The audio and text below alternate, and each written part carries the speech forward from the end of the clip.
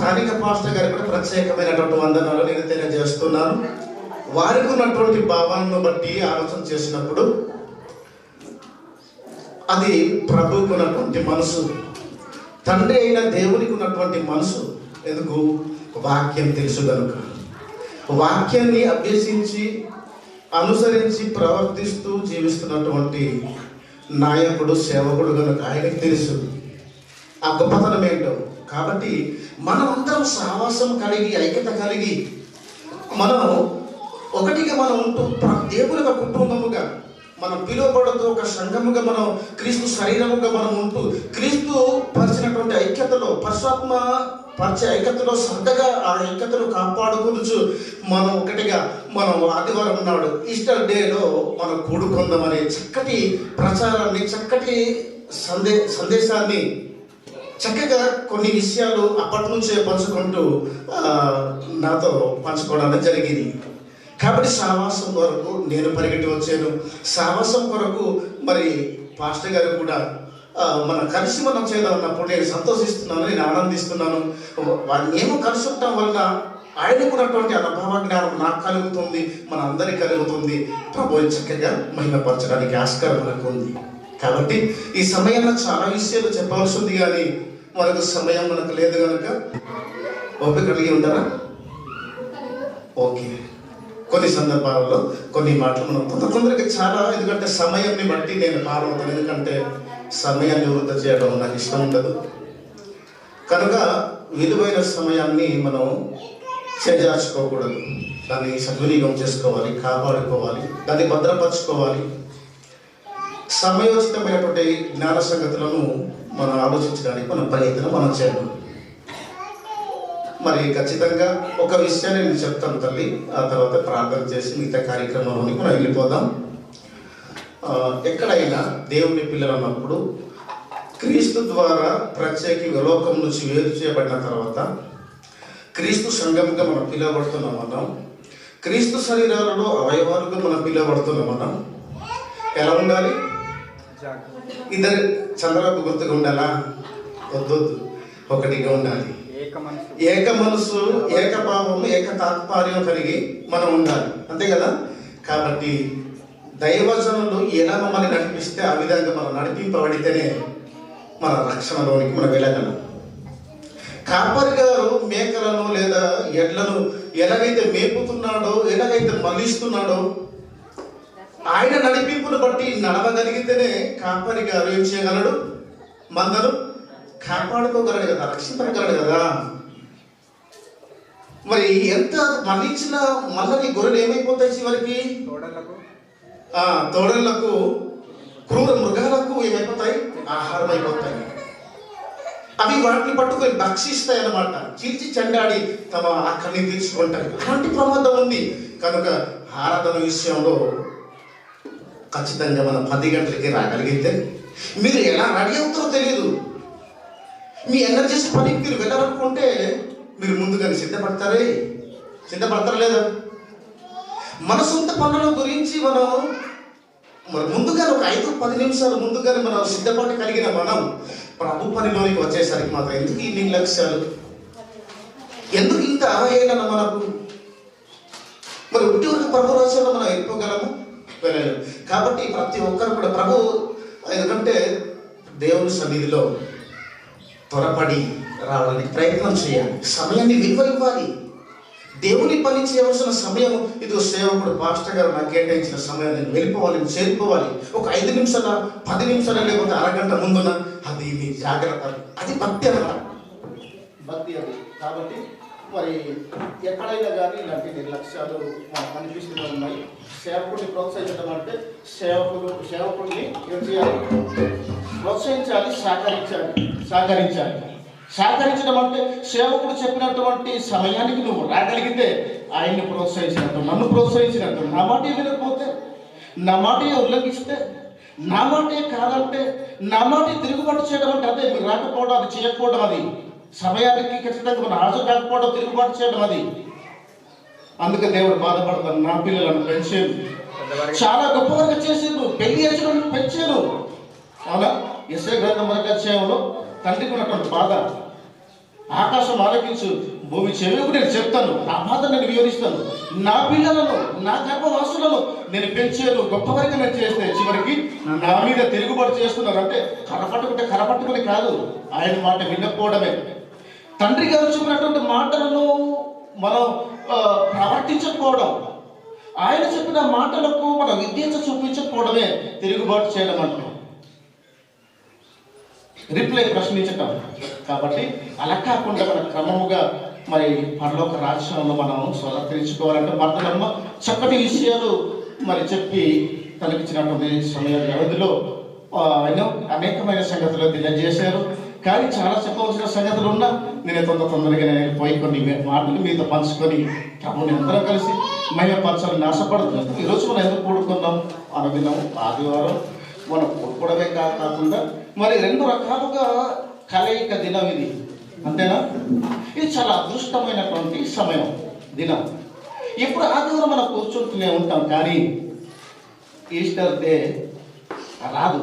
కానీ సంవత్సరానికి ఒకసారి ఆ దినం మనకు కలిసి వస్తుంది, అంతే కదా? కాబట్టి 2 కలయిక శుభదినాలలో మనం కూడుకొని ఉన్నాం. ఆయన లేచిన దినం, ఆయన మన కోసం మన అందరి పాపముల గురించి మరణించి మృతి పొంది సమాధి చేయబడి తిరిగి లేచినటువంటి దినం. ఆ దినాన మనం ఉన్నాం. ఎందుకున్నాం చెప్పండి? ఎందుకున్నాం? యేసు వలె మనం కూడా లేపబడాలి. ఎప్పుడు?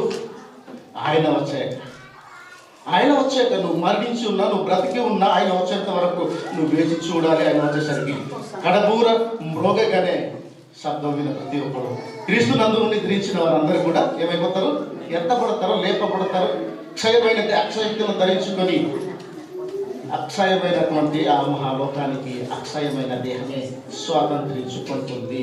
రక్తమాంసం దేవుని రాజ్యంలో ప్రవేశించదు, స్వాతంత్రించుకున్న మేరకు కనుక దేహాన్ని దేవుడు భూమి మీద, అంటే పదార్థము దేహము భూమి నుండి వచ్చినది కనుక మట్టిలోకి పాలు చేసి తాను దయచేసిన ఆత్మ తన వెళ్ళిపోవాలి. కాబట్టి కొన్ని సంగతులు నేను చెప్పడానికి ఇష్టపడతాను తల్లి. ఇప్పుడు ఈస్టర్ అనగా మన ఆలోచన మనం చేద్దాం. మంచి చక్కగా మీరు చెప్పారు, వందనాలు. అయితే మళ్ళా మన ఆలోచన చేద్దాం. ఒక్కొక్క విషయాన్ని చెప్తూ నేను వెళ్తాను.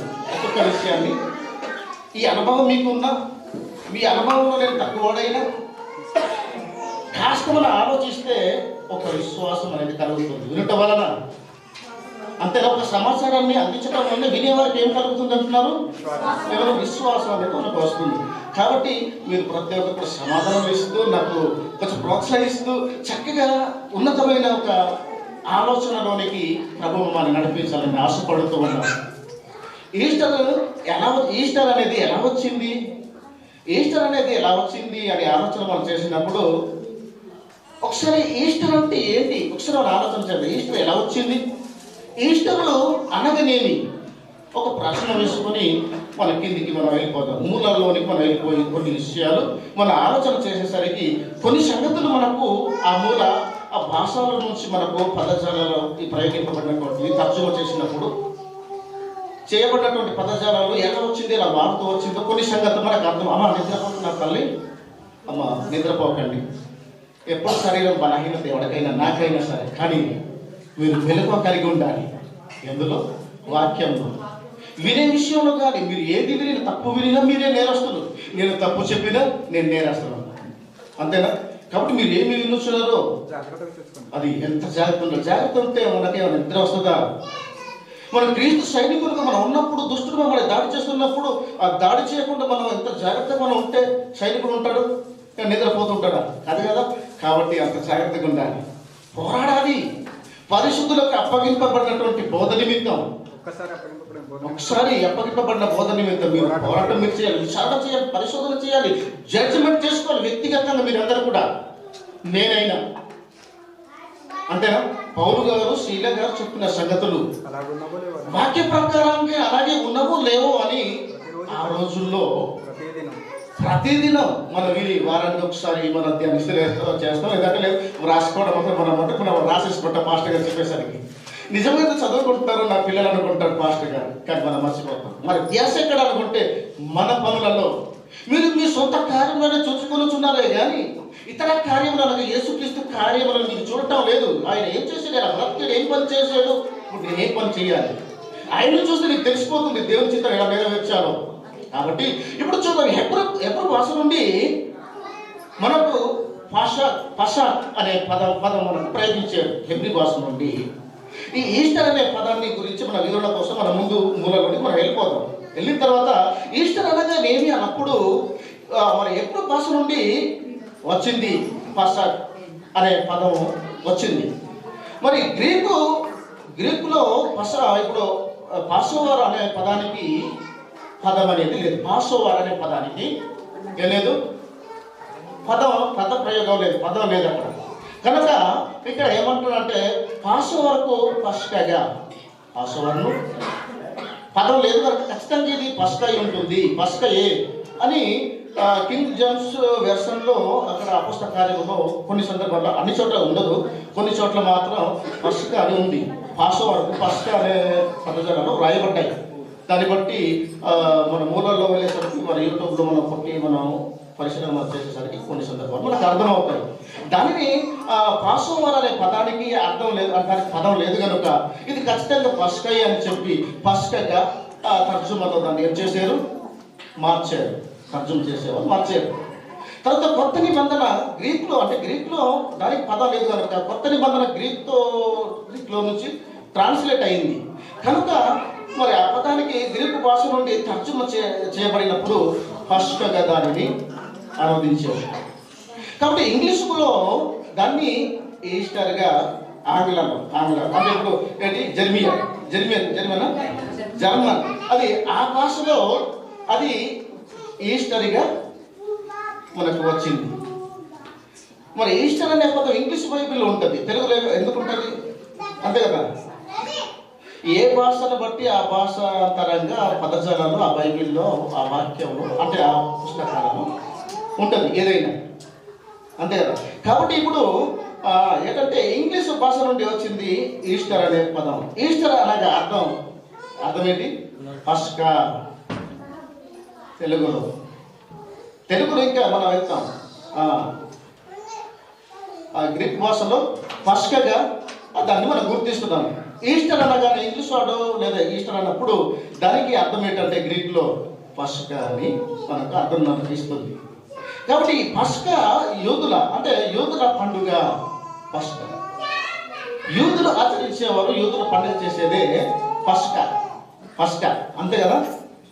ఆ మాట ఎవరు చేస్తున్నారు, ఎవరిదన్నప్పుడు యోహాను సువార్త 2:13 మనకు కనిపిస్తుంది. ఆ మాట యోహాను సువార్త 2:13 యూదుల పండుగ పస్కా అనే సందర్భంగా కనిపిస్తుంది. అవసరం లేదు నేను చెప్తున్నాను, తొందరగా మరో చోట నేను వెళ్ళిపోవాలి కనుక దీని గురించి కొంచెం మిమ్మల్ని ఆలోచింపచేసి నేను వెళ్ళాలనే ఆశతోనే మీరు కొంచెం రాసుకొని మీ ఇంటికి చదువుకోవచ్చు ఈ మాటలు. తర్వాత పస్కా పండుగ అనగా చెప్పండి, పులియని రొట్టెల, అది తెలుగు అవునా, పులియని రొట్టెల పండుగ అని అర్థం. పస్కా అనే దానికి, పాసోవర్ అనే దానికి, అంతే కదా, పసా అనే దానికి. కాబట్టి ఇక్కడ మనం చూద్దాం ఒకసారి. యేసు పస్కా పండుగ దినమున సిలువ వేయబడ్డాడు. పస్కా దినాననే యేసుక్రీస్తుల వారు సిలువ వేయబడ్డారు ఆయన. ఇప్పుడు తర్వాత ఏమంటున్నాడంటే ఆ మాటలు కూడా మనం చూడడానికి మనం ఇష్టపడదు. సిలువ వేయబడ్డాడు అనే మాట మత్తయి 26:1-2 చూసేసరికి ఆ రోజే సిలువ వేయబడ్డాడు అనేది ఖచ్చితమైన మనకు అక్కడ ఉన్నాయి. పస్కా పశువు ఈ యేసుక్రీస్తుల వారు, పస్కా పశువు. కాబట్టి ఇక్కడ ఒకసారి ఆ రోజున కాదన్నది ఒక సందర్భాన్ని చెప్తున్నాడు. ఆయన్ని తీసుకుని వెళ్ళిపోయారు, పిలాతు తీసుకుని పోయిన తర్వాత అక్కడ జడ్జిమెంట్ జరుగుతున్నప్పుడు అక్కడ పిలాతు ఈ పస్కా పండుగ దినాన ఇప్పుడు శిక్షింపబడుతున్న ఆ నేరస్తులు నేను విడుదల చేయాలి, ఇప్పుడు కారణం నాకు ఉంది, నేను విడుదల చేయాలి, కాబట్టి మీరు ఇష్టపడుతున్నారా లేదా, మీరు ఇష్టపడతారా, యేసు నేను విడుదల చేయడం మీకు ఇష్టమా అని అడిగినప్పుడు మరి చెడిపోతున్న జనగా ఎందుకు మంచివాడిని కోరుకోవాలి, మా కుంపలను ముంచేవాడే కావాలి, మా కూతుర్లను మా భార్యలను చేర్చేవాడే కావాలి, అంతేనా. మేము సమకూర్చినటువంటి ఆస్తిని దోచుకునే ఈ దొంగ మాకు కావాలి, కానీ నా కొడుకుని కానీ, నా కూతుర్ని కానీ, నా భార్యని కానీ, నన్ను కానీ, నా కష్టాలను, నా బాధను ఆయన పరిహారం చేసినవాడు మాకొద్దు, మాకు చేసినవాడు ఈయన మాకైతే వద్దు, కానీ ఆ దుష్టుడితే కావాలి, ఆ అర్పణే కావాలి. అసలు లోపల ఎవరిని కోరుకున్నారు తెలుసా? యేసుక్రీస్తుని కాదు, బందిపోడు దొంగను, నేరస్తుని కోరుకున్నది ఆయన కావాలి, యేసు మాకు వద్దని. కానీ పిలాతు అంటున్నాడు, పస్కా పండుగ దినాన్న ఒక వ్యక్తిని, నేరస్తుని విడుదల చేయాలని నాకు ఉంది, ఆ రైట్ నాకు ఉంది, కాబట్టి నేను ఎవరిని విడుదల చేయాలి అని అడిగినప్పుడు ఆ జనసమూహం వాళ్ళు అంటున్నారు, యేసుని శిలువ వేసేయాలి, ఆయన్ను ఎవరిని బరబ్బను విడుదల చేయాలి అని అంటున్నారు. లోకం దేన్ని కోరుకుంటుంది? నీతినా అవినీతినా? అవినీతిని ఎందుకు అవినీతిని కోరుకోవాలనుకుంటున్నారు? చెడిపోయిన జనాంగం కనుక, మీరు చెడిపోయిన వారే కనుక. మరి ఇప్పుడు చూడండి, మంచివాడు మంచివాడుతోనే కలుస్తాడు, చెడ్డవాడు మరి వెలుగుకును చీకటికి ఏమైనా పొత్తికి ఏమైనా ఉందంటే అస్సలు లేదు కదా. కాబట్టి ఇలాంటి సందర్భంలో ఆలోచన చేసుకుంటూ వెళ్తే చాలా విషయాలు మనకు కనిపిస్తుంది. ఇప్పుడు మనం ఒక మాట మనం చూసుకుంటూ, ఆ రోజు యూదులు చేసినటువంటి పస్కా, ఈరోజు మనం ఏ పస్కా క్రైస్తవుడిగా చేయాలో కొన్ని మాటలు నేర్చుకోవడానికి ఇంకా సిద్ధపడతాం, అంతేనా? యేసుక్రీస్తు మన పస్కా పశువు వధింపబడెను. పస్కా పండుగ దినాలనే యేసుక్రీస్తు వారు పస్కా పశువుగా వధింపబడ్డాడు అనడానికి మొదటి కోరింథీ పత్రిక 5:7 వరకు ఒక మాట మనకు కనిపిస్తుంది. అక్కడ పస్కా పశువుగా ఆయన వధింపబడి, ఆ రోజే పస్కా జరిపించే ఆ పండగ దినాలనే, యూదులు ఆచరించే ఆ పండగ దినాలనే యేసు ప్రభు వారు కూడా పస్కా పశువుగా వధింపబడ్డాడు అనడానికి సాక్ష్యాధారం, రుజువు మనకు మొదటి కోరింథీ పత్రిక 5:7 ఇంటికి వెళ్ళి మీరు ధ్యానించవచ్చు. అవునా? అందుకు చెప్తున్నాను ఈ మాట. ఇప్పుడు క్రైస్తవులు చేయవలసిన పస్కా పండుగ ఏంటి? ఇది మనకు కావాలి, అంతే కదా? యూదులు చేసింది మనం చేసేదంటే ఎలాగవుతుంది, అంతేనా? మరి వారు గుడారాల పండుగలు చేశారు, తర్వాత వార పండుగలు చేశారు, కొత్త పండుగలు చేశారు, చాలా నానా రకాల పండుగలు ఉన్నాయి, అంతేనా? ఒక మగ పిల్లవాడు కానీ ఆడది కానీ పుట్టినప్పుడు మేకపిల్ల కానీ, రెండేసి గువ్వ పిట్టలు కానీ, పౌరం పిట్టలు కానీ, ఇవన్నీ కూడా మనకు పాత నిబంధన కాలంలో దేవుడు నియమించినటువంటి నిబంధనలు మనకు కనిపిస్తాయి. కఠినమైనవి మాత్రం మనకు వద్దు, కానీ మనకు అవసరమైనవి, మనకు కావలసినవి మాత్రం మనం ఉపయోగించుకుంటాం. కానీ ఏ కాలం ఎవరితో ఇచ్చాడు, ఎందుకు ఇచ్చాడు దేవుడు, మరి ఎలా కాలాన్ని బట్టి మారుతూ వచ్చినాయి ఆ మార్పులో మనం చూడడం కనుక బైబిల్లో రాయబడింది కాబట్టి నేను కూడా చేస్తాం, మనం నిలబడ్డాం, అంతేనా? కానీ అది ఎవరికి వర్తిస్తుంది, ఏ కాలంలో అలా ఈ సందర్భాలు మనకు అర్థమైతే ఆ రోజుల్లో ఏ కాలము, ఎట్టి కాలము అని ఆ పరిశుద్ధుడు రాయించిన సంగతులను వారు పరిశోధించు వచ్చారు. అలాంటి పరిశోధన మనకు లేదు కాబట్టి అన్ని కలగొడితే మనకు ఒక క్లారిటీ అనేది మనకు ఉండదు. ప్రశ్నార్థంగా మన బైబిల్ని చదవాలి, కాలాన్ని బట్టి, భావాన్ని బట్టి, సందర్భాన్ని బట్టి మనం చదువుతూ మనం వెళ్తే ఖచ్చితంగా పువ్వు విడిపోయినట్టు విడిపోతుంది ఒక భావజాలాలు, అంతేనా? ఇప్పుడు క్రైస్తవులు చేయవలసిన పస్కా పండుగ ఏది అని ఆలోచన చేసినప్పుడు ఒకసారి తీయండి మొదటి కొరింథీ పత్రిక 11 ఒకసారి మనం చూద్దాం. మనం ఏ పండుగ చేయాలి క్రైస్తవుడుగా ఈ కొత్త నిబంధన కాలంలో? దేవుడు మరి ఏ పండుగ చేయమన్నాడు అని ఆలోచన చేసినప్పుడు మనం మొదటి కొరింథీ పత్రిక ఒకసారి తీసి సాయం చేస్తారా? 11 23 నుంచి ఒక్కొక్క వచనాన్ని కొంచెం సహాయం చేయండి. నేను మీకు అప్పగించిన దానిని నేను యేసుక్రీస్తు ప్రభు వలన నేను పొందాను. ప్రభు అయిన యేసుక్రీస్తు వారు నాకు అప్పగించారు. రాత్రి ఒక రొట్టెను ఎత్తుకున్నాడు, కృతజ్ఞత దేవుడికి చెల్లించాడు, దాన్ని విరిచాడు. ఇది అపోస్తలులు చెప్తున్నాడు, ఇది మీ కొరకు విరవబడినటువంటి శరీరం. ఎందుకు విరవబడిన శరీరం? నన్ను జ్ఞాపకం మీరు చేసుకోవాలని. దీనిని మీరు చేయాలి, దేనిలో కాదు, దీనినే మీరు చేయాలి క్రైస్తవులుగా. ఆ పస్కా ఇప్పుడు యూదులు ఆచరించే ఆ పండగలో ఆ దినాలనే నేను మీకోసం నేను బలైపోతున్నాను. మీకోసం నేను పశువుగా నేను వధింపబడుతున్నాను, నా తండ్రికి నేను అప్పగించుకుంటున్నాను. మీకోసం, మీ పాపముల నిమిత్తం నేను మీ పాపం పరిహారం నిమిత్తమైన నా ప్రాణాన్ని నా దేహాన్ని శిథిలం పరచుకున్నాను. నా దేహంలో ఉన్నటువంటి రక్తాన్ని నేను చిందిస్తున్నాను.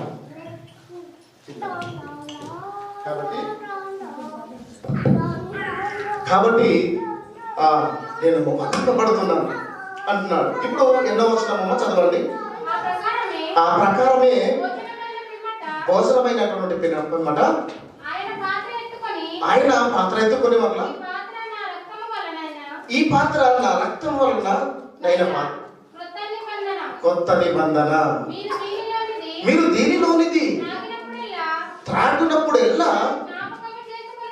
నన్ను జ్ఞాపకం మీరు చేసుకోవాలని, దీనిని చెయ్యాలని చెప్పాలి. దేనిలో కాదు, నా శరీరం నేను విరిచినప్పుడు, రొట్టెగా విరిచినప్పుడు ఆ పాత్రలో మీరు భాగస్వాములు అయ్యే ప్రతిసారి, ప్రతి వారము నన్ను మీరు జ్ఞాపకం చేసుకోవడానికి నా రక్తం మీరు త్రాగాలి. ద్రాక్షరసం నా శరీరానికి బదులుగా రొట్టెని మీరు విలువాలి, నన్ను జ్ఞాపకం చేసుకోవడానికి. నా పాపముల నిమిత్తం శిథిలమైన ఈ దేహాన్ని కదా నేను తినేది, నా పాపముల కోసం పరిహారం కొరకై చిందింపబడినటువంటి రక్తాన్ని కదా నేను త్రాగి సూరుకోమని. నేను కూడా నా సహోదరుల గురించి నేను కూడా రక్తాన్ని ఏం చేయాలి? ప్రాణం పొయ్యాలి, పెట్టాలి, కార్చాలి. యేసు కంటే అంత గొప్పదా నా ప్రాణం, నా రక్తము అని మీరు అనుకోవచ్చు. మీరు అలా అనుకోకుండా, అంత గొప్పది కాకపోయినా, నువ్వు దుష్టుడు అయినా, నువ్వు నేరస్తుడు అయినా, క్రీస్తు రక్తము చేత కడగబడినటువంటి పరిశుద్ధుడవు నువ్వు మర్చిపోకు. పరిశుద్ధమైన రక్తాన్ని తండ్రి అయిన దేవునికి నువ్వు కూడా యేసు వలె అర్పించాలి. నీ సహోదరుల కోసం, నీ సోదరుల కోసం నువ్వు అర్పించాలి. నేను మీకోసం ప్రాణము పెట్టాను కనుక మీరు కూడా మీ సహోదరుల నిమిత్తమై ప్రాణాన్ని పెట్టాలి అంటున్నాడు. మాదిరిని చూపించాడు. ఒట్టూరుగా పాత్రలు మన బాలికాలసులు కావడం కాదు అది, కానీ కూడా అర్హత ఉంది. మరలా చాలా అర్హతలు ఉన్నాయి. చక్రి బాబారథి మీద నాకు బాగా ద్వేషం, కక్షలు ఉండి ఒకరి మీద ఒకడు అసూయ, మనస్సపార్థాలు ఉంటూ ఆ పాత్రను మనం పోషించడానికి అర్హత లేదు. ఏక మనసు, ఏకతాత్పర్యం గలవారుగా ఉండి నిష్కలంకమైనటువంటి మనసు, హృదయం గలవారై మన అందులో మన బాల్య వారసులు కావాలి. ఈ మాటలో కింద వచనాలు మనం చూస్తాం అని చెప్పలేదు, కానీ అపోస్తల కార్యము 2వ అధ్యాయంలో కింద చివరి వచనాలు చూసేసరికి ప్రభు చేర్చబడినటువంటి వారు, రక్షణ పొందిన వారు అనగా బాప్తిసం తీసుకున్న వారు, వీరందరూ కూడా ఎలాంటి స్వభావం గలవారై ఆ ప్రభు పాత్రలో పాలిభాగస్తులుగా ఉన్నారో ఆ వివరణ చివరి వచనాల్లో మనకు ఖచ్చితంగా కనిపిస్తుంది. అలా ఉండాలి, అప్పుడు మనకు అర్హత కలుగుతుంది. కాబట్టి చూడండి, ఇప్పుడు 26 వరకు చదివారా? 26 చదివారా? మీరు ఈ రొట్టెను తిని ఈ పాత్రలో త్రాగునప్పుడు ఎల్లా నేను వచ్చేంత వరకు యేసుక్రీస్తు వారు మన కోసం మరణించిన మరణాన్ని మీరు ఏం చేస్తారు? అది ప్రకటిస్తారు, మీరు ప్రచురిస్తారు. నన్ను జ్ఞాపకం చేసుకొని నా నిమిత్తమే. అమ్మ ఇదిగో తండ్రి అయిన దేవుడు పంపించినటువంటి కుమారుడైనటువంటి యేసుక్రీస్తులో నిత్య జీవం ఉంది తల్లి. ఆయన వలనే మనకు రక్షణ, ఆయన నామమునే మనకు రక్షణ మనకు కలుగుతుంది. ఏ నామమున మనకు రక్షణ లేదు. పాపలను రక్షించడానికి క్రీస్తు యేసు లోకానికి వచ్చాడు. పాపలను రక్షించడానికి అందరి పాపముల నిమిత్తమే సమాధి చేయబడ్డాడు. 3వ దినాన లేఖనాలకు నెరవేర్పుగా 3వ దినాన ఆయన తిరిగి లేచాడు. అలాంటి మహనీయులను నమ్మితే ఆయన నువ్వు నీ బ్రతుకు కాలం అంతా నువ్వు ఆయన కోసం బ్రతికి నువ్వు మృతి పొందితే, ప్రభునందు నిద్రిస్తే, చనిపోయిన బ్రతికిన ప్రభు వరమైతే ఆయన వచ్చే రాకడలో నువ్వు ఎత్తపడతావు, నువ్వు లేపబడతావు. అంతేనా? కాబట్టి ఈ పస్కను మనం, ఆయన మన కోసం వధింపబడినటువంటి పస్కను ఎందుకు మనం తినాలి? ఎందుకు త్రాగాలి ఆయన రక్తాన్ని? ఆయన దేహాన్ని మాంసంగా మనం చికెన్గా మనం ఎందుకు తీసుకోవాలి తల్లి? ఆయన రక్తాన్ని మనం ఎందుకు త్రాగాలమ్మా? దాహాన్ని తీర్చుకోవడానికా? కాదు. నువ్వు మామూలు కోడి చికెన్ కానీ, లేకపోతే మటన్ని కానీ, నువ్వు ఏది తిన్నా నువ్వు చస్తావే కానీ క్రీస్తు శరీరాన్ని, క్రీస్తు రక్తాన్ని నిత్యం గల దానవి నువ్వు దానవాడు. అవునా? అందుకు తినాలి. దానికి గుణం ఉంది, దానికి స్వభావం ఉంది. అంతే. ఈ ఆయన వచ్చినప్పుడు ఆయన శబ్దాన్ని నువ్వు వింటే లేపబడతామాట. అంటే లేపే గుణం ఉంది అనమాట. ఆయన రక్తాన్ని, ఆయన శరీరాన్ని మన తినటంలో ఏముంది? ఏదో లాభం లేదు. మనం ఎందుకు పుచ్చుకుంటాం? మనం నిద్రిస్తే ఆయన లేపితే మనం లేచిపోతాం. లేపే గుణం ఉంది అన్నమాట. రొట్టె ద్రాక్ష రసం ఏముంది? లేపే గుణం ఉంది. ఆ తర్వాత అంతేనా? నిత్య జీవం అక్కడ ఉంది. అందుకే మనం పాలి భాగస్థితి మనం ఉంటున్నాం. అందుకే అనేక మందికి నిత్య జీవం కొరకు మనం కూడా బలైపోవాలి. బలైన ఆయన చెప్తున్నా మాటలు మనం చూస్తాం. నేను మీకోసం నేను ప్రాణం పెట్టాను కనుక మీరు కూడా మీ సోదరుల కోసం మీరు ప్రాణం పెట్టబద్ధులమై ఉన్నాను. కానీ మనం పెట్టగలమా? పెట్టలేము. మా కుటుంబం కోసం రిస్క్ మనం భరించలేము. కానీ మనం పెట్టగలము? చెప్పండి, పెట్టాలి. కాబట్టి మనం మంచి మాట మనం చూడడానికి ఒక 2 మాటలు చెప్పేసి నేను ముగించేస్తాను. చాలా విషయాలు మీతో చెప్పాలనుకున్నాను, కానీ సమయం మనకు లేదు కనుక సమయాన్ని కూడా మనం విలువనివ్వాలి. ఇచ్చిన సమయాన్ని కూడా మనం వృధా చేసుకొని, ఇచ్చిన అధ్యక్షుల వారు నాకు ఇచ్చిన సమయాన్ని కూడా నేను లెక్క చేయకుండా, నాకు నచ్చినట్లయితే సమయం నాకు ఇచ్చేసారు కదా నేను ఉడయించేస్తాను, నేను ఏదో వాగేసి నేను వెళ్ళిపోతుంటే కుదరదు. ఇచ్చిన సమయాన్ని విలువని కూడా తెలియాలి. ఇచ్చిన వాడికి విలువ ఉండదు, సమయానికి విలువ ఇవ్వని వారికి అవుతాం మనం. అందుకే నేను త్వరపడుతుంటాను. ఏది కూడా నేను స్పష్టత ఇవ్వాలనుకుంటాను, నేను ఇవ్వలేకపోతాను. సమయాన్ని నేను చూస్తుంటాను, కంగారు పడిపోతుంటాను. ఏది చెప్పాలో నాకు అర్థం కాదు. తక్కువ సమయంలో చెప్పడం కష్టమైపోద్ది. మరి నేనే అందరి సమయాన్ని నేనే తినేస్తున్నాను అనే భావన నన్ను తినేస్తుంటాను.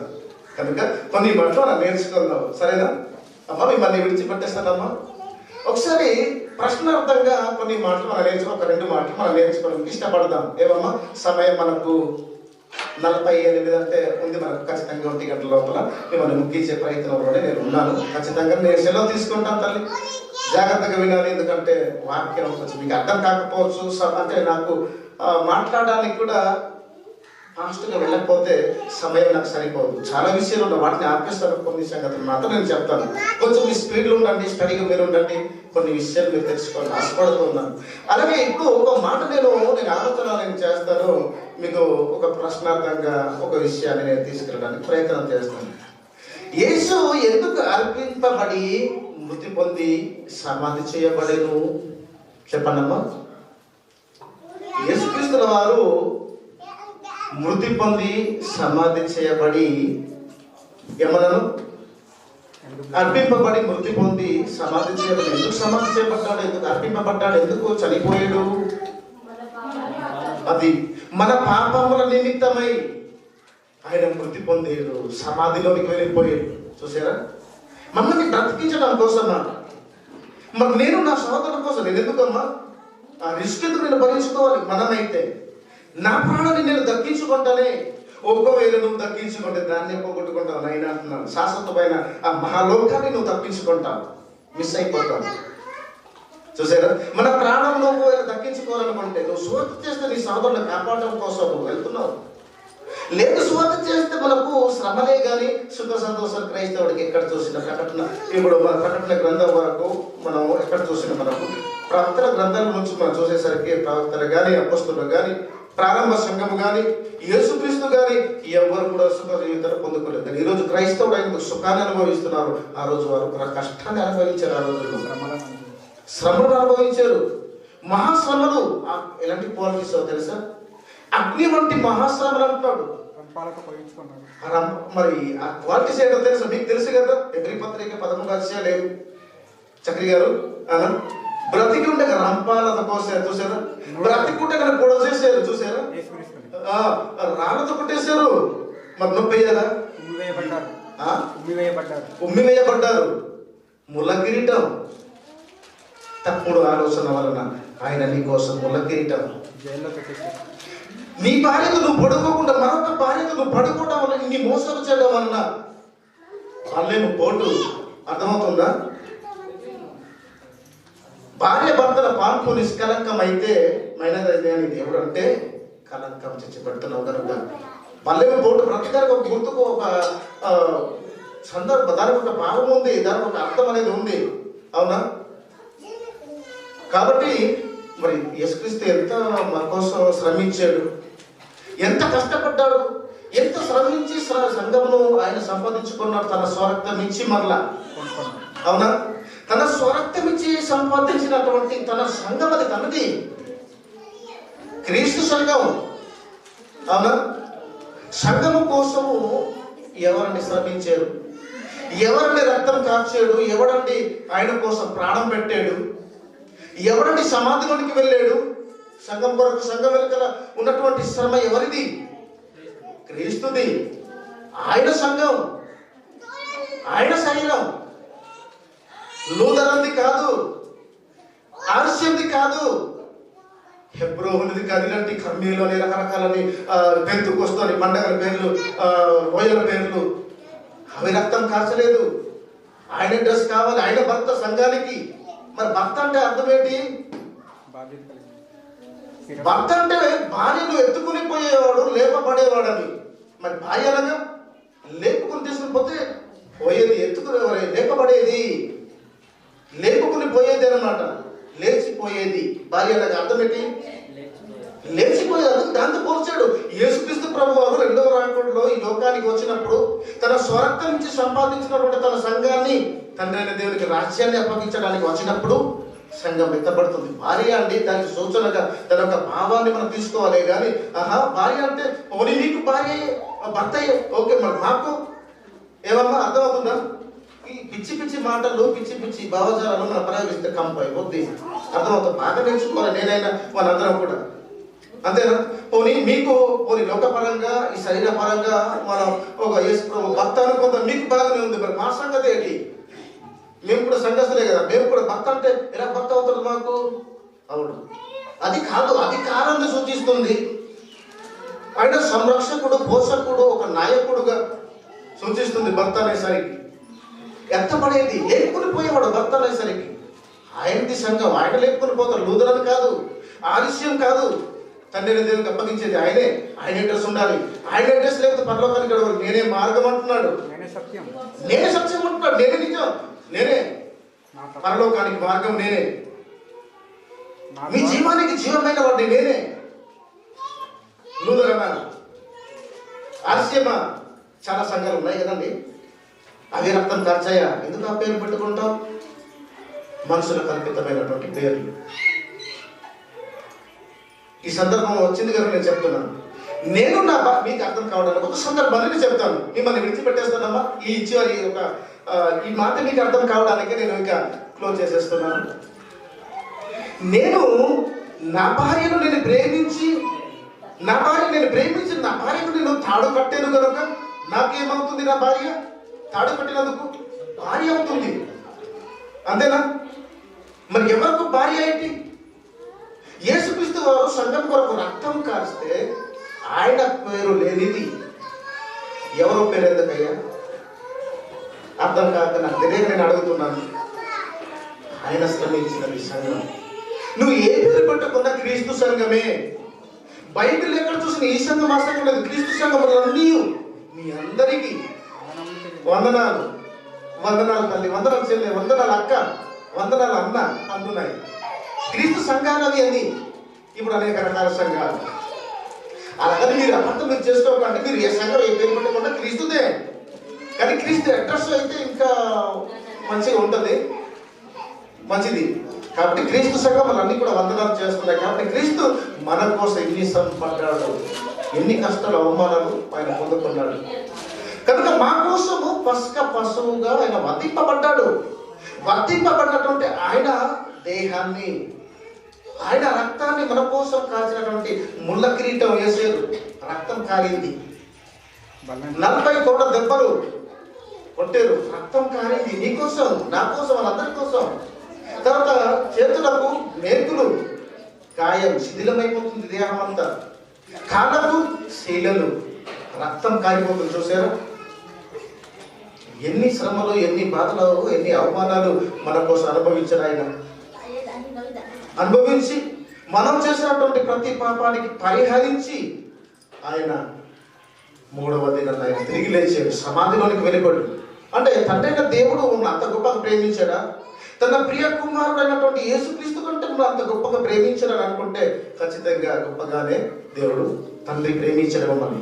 తనకు అద్వితీయ కుమారుని మన కోసం చంపుకునే అంతగా మమ్మల్ని బ్రతికించడం, అంతగా మమ్మల్ని ప్రేమించాడు తండ్రి.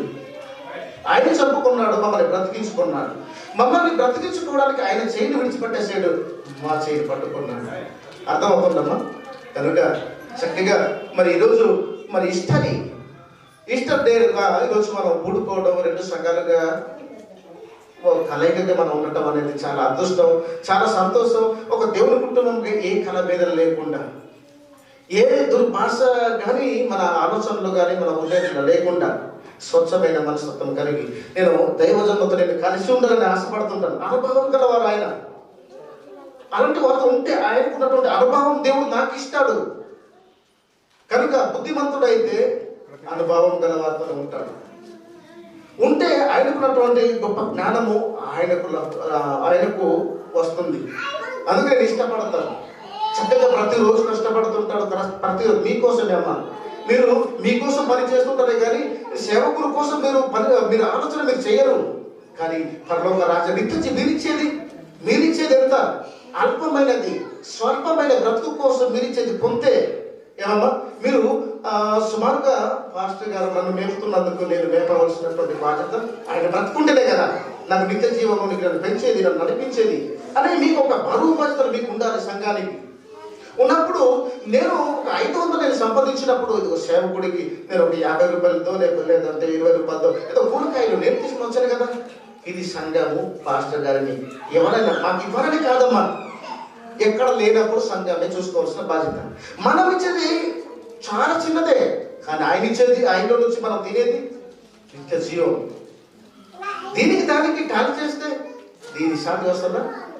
రాలేదు. ఏదైనా ఆయన అవసరాన్ని మనం చూడాలి, సేవకుని అవసరాన్ని చూడాలి. సంఘం అనగా మన కోసం మనం చూసుకుంటాం. మమ్మల్ని పరలోక రాజ్యంలో చేర్చాలని సేవకుడు అనుదినము సమయమందును అసమయమందు ప్రయాసపడుతూ ప్రతి మనిషి తప్పు చేసిన వారిని ఖండించి గద్దించి బుద్ధి చెప్పి చేయడానికి ఎంత అనుభవం కావాలి. ఎంత అనుభవం కావాలంటే ప్రతిదినం లేఖనం ఏం చేయాలి? పరిశోధించాలి. అందుకు వందనాలయ్యా. ఇది వందనాలు చెప్పడానికి కూడా కారణం ఉందమ్మా. థ్యాంక్స్ చెప్పడానికి కూడా కారణం ఉంది కదా. ఏమక్క? అవునా కదా? మరి నేను నీకు ఏ సహాయం చేయనప్పుడు ఎందుకు నాకు థ్యాంక్స్ చెప్తాను, కృతజ్ఞతలు చెప్తావు? నాకు అర్థం పక్కడవుతాను. వందనాలు ఎందుకు చెప్తావు? ఇంత శ్రమిస్తున్నావు, రాత్రి పగలు కాచి కాపాడి మీ అందరినీ కూడా ప్రభు మాటలు మిమ్మల్ని నడిపిస్తూ ప్రోత్సహిస్తూ బలపరుస్తూ మిమ్మల్ని నడిపిస్తున్న నాయకుడు ఆయన. అందుకు వందనాలు. అది పాస్టర్ గారిని, ఊర్లో ఉన్నటువంటి పాస్టర్ గారిని గౌరవించాలి. నువ్వు ఎక్కడి నుంచో వచ్చిన వారిని గౌరవించోదని చెప్పడం లేదు. ముందు గౌరవించు, ఇక్కడ పద్ధతి నేర్చుకో. ఆ తర్వాత బయట వెళ్ళి వందనాలయ్య గారు, వందనాలు పాస్టర్ గారు చెప్పు. అవునా? ఇంటి కుటుంబాన్ని మొదట ఏలు, ఆ తర్వాత బయట అనేక కుటుంబాన్ని ఏలు. వీరిని ఏలలేని నువ్వు బయట సమాజాన్ని నువ్వు ఎలా కాపాడగలవు? ప్రశ్నే కదా. ఒక తిమోతి పత్రికలో చెప్తున్న సందర్భాలు ఏదైనా క్రమ పద్ధతిగా మనం చేస్తే బాగుంటుంది. అలాగని మీరు మాకు చేయాలని వద్దుతారు, ఇలాంటి మనకు వద్దు కానీ దేవుడికి జరగకపోవాలి కానీ చేయడానికి ప్రతి దాన్ని కూడా చేసేదానికి ఏంటంటే దానికి అర్హత ఉంది, దానికి ఒక కారణం ఉంది అని చెప్తున్నాను. దేనికైనా అంతే కదా. కాబట్టి చాలా సంగతులు ఉన్నా అమ్మ మీరు చాలా బలహీనులైనా నన్ను క్షమించాలి. ఈ మాటలు మీరు అర్థం చేసుకొని ఇంకా లోతులోనికి మీరు వెళ్ళాలని ఏదైనా చెప్పలేకపోయాను. చిన్నవాడిని కదండి, ఎందుకంటే ఏ విషయాలు కానీ తక్కువ చిన్నవాడిని. ఆయన నన్ను క్షమించి నన్ను ప్రేమించి నన్ను ఇంకా నా కోసం కూడా ప్రార్థన చేసి నా పరిచర్యలో కానీ నా అనుభవ జ్ఞానంలో కానీ నా పరిశోధనలో కానీ ఇంకా ఉన్నతంగా దేవుడు నన్ను నడిపించి అనేక మందికి ఆదర్శవంతంగా అనేక మందిని కాపాడడానికి ఒక నాయకుడిగా నన్ను చేయాలని, అలాంటి వారు ఉండటం వల్లనే నాకు రక్షణ అని మీరు గ్రహించి నా కోసము దైవ సేవకుని కొరకు కూడా మరి కుటుంబం కొరకు కూడా మన అందరి కొరకు కూడా ప్రార్థన చేయాల్సిన బాధ్యత సంఘానికి ఉంది కనుక మీరు చేయాలని ఆశపడుతూ ఈ మాటలు మీ వినికిడిలో దేవుడు దీవించి మీ అందరినీ వాక్యములను కాపాడును. ఆమె అందరికీ వందనాలు.